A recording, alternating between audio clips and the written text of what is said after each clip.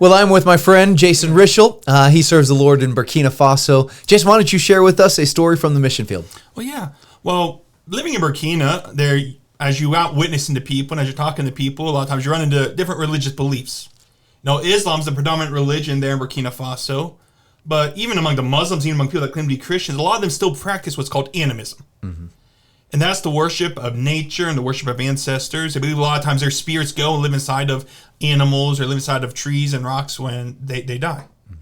So you have different sacred animals. You have sacred crocodiles. In our city of Bobadilla, they have the sacred catfish, which, I love eating catfish, but bowing down and praying to a catfish isn't necessarily where I want to find my hope. Yeah.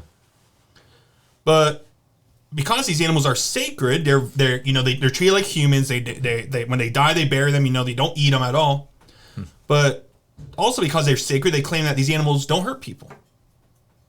So the sacred crocodiles live right inside this village, and they live with the village people, and they don't hurt the people, and they don't eat the children. Supposedly, is what they claim. And the kids swim in the pond with them, and only a few of them are missing legs. It's amazing.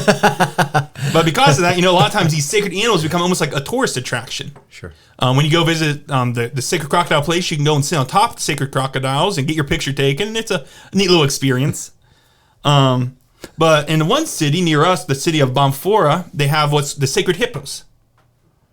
And these are sacred hippos, but as part of the sacred hippos, you can actually get out in a little wooden canoe and row out to the middle of the hippo lake and see the sacred hippos. Which, if you know anything about hippos are very dangerous and unfriendly animals and very territorial.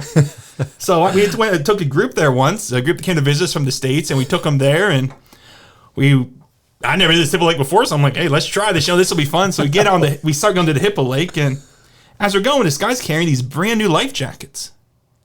I'm not surprised. We don't thought anything of it, but I know Burkina well enough. Life jackets are not part of life in Burkina Faso. I'm like, what are these brand new life jackets doing here?